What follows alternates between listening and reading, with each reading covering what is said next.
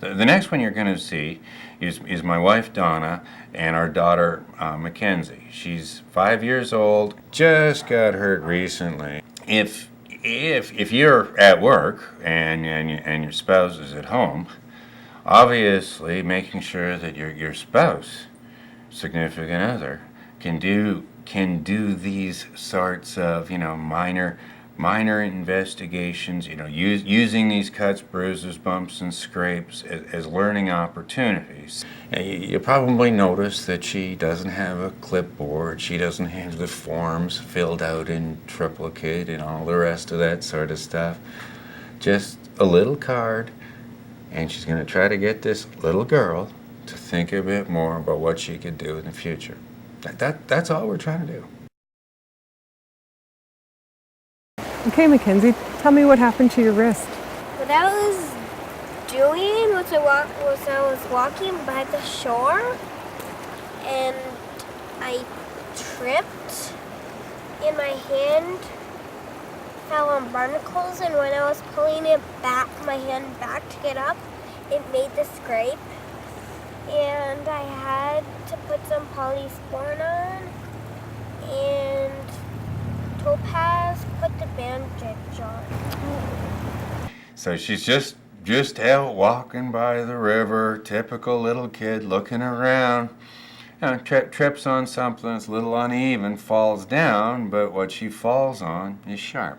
Donna's obviously very concerned. Her daughter got cut, and it hurt her, and she's got the big old bandage on her hand there. But to just show the concern isn't going to teach Mackenzie anything in the future, other than that her mother loves her. So we want to use these learning opportunities whenever we can, because it's easier, especially for children, than just theory or theoretical concepts. So, each time one of these things happen, if you can, you want to try to get as much mileage out of it as you can. So what errors led to your trip and hurting your wrist? Was it eyes not on task? My eyes were on task. Yeah. Was your mind on task? No. No? What were you thinking about? Well, I was thinking about the water for Caitlin, because we were making a pretend soup. I was more thinking about getting the water back to the log. Line of fire? Yeah. Balance, traction, or grip? I would go for a balance. Yes. Yeah, that would be a good one. Okay, so she's only 5, but she can understand the balance, traction, grip. She can understand the eyes and mind on task. My guess is that she didn't have her eyes on task. She wasn't actually watching her feet. But you don't want to start contradicting people when you weren't there, you didn't see it either. The idea here is not for us to tell them what they were looking at or what they were thinking about, especially if you weren't there. But again, to get them thinking, asking the questions versus telling them this was the state, this was the error, and this was the critical error reduction technique you should have used, young lady. Okay? That's not going to get us anywhere. Okay, the states that led to your mind not on task, or you're losing your balance, traction, or grip. Was it rushing? No. Were you frustrated? Were you tired? Yeah. Complacency? Complacent. Like complacency. Were you worried about losing your balance or tripping when you were walking along the shore? No? So you weren't thinking that along the water it could be slippery or anything, that you might trip and fall. That aren't even. So, the complacency of the 4 states might be the one that you're going to have to explain the most. A lot of adults that aren't really sure exactly what complacency means. but she's giving it to her in words that she can understand, so that the concepts are things that she can comprehend. It's not difficult stuff, you know. You weren't in a rush. Now, that's what I would have assumed if I heard that she tripped and fell and cut her hand. If I didn't, you know, if Donna wasn't doing this, I'd assume, well, she's probably in a rush, didn't see the thing, tripped and fell, and that's why she cut her hand. And interestingly enough, Donna was not too keen on all this safety stuff. You know, she's glad that I had a job. She was glad that people paid me, but she just as soon I left it at work.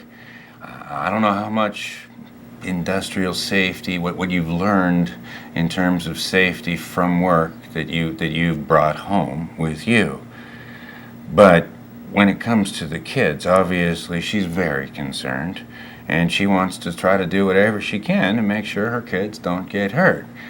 So it wasn't too hard to get her to do this. You know, if I was trying to do this with Donna, especially right at the beginning when we first met, there'd be a good chance we'd never get married and never have any kids.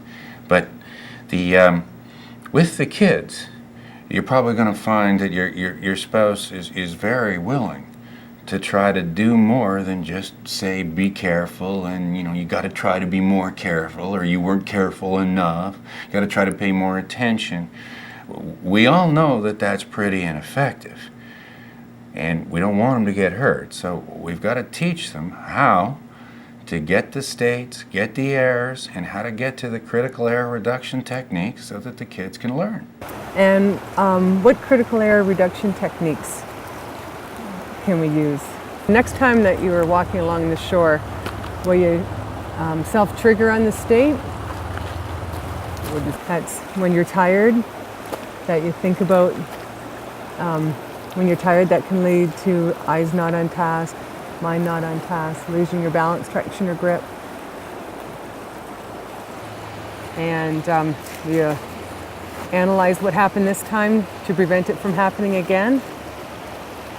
What does analyze mean? Just going over in your head what happened and why you got hurt, and using that to prevent it from happening again.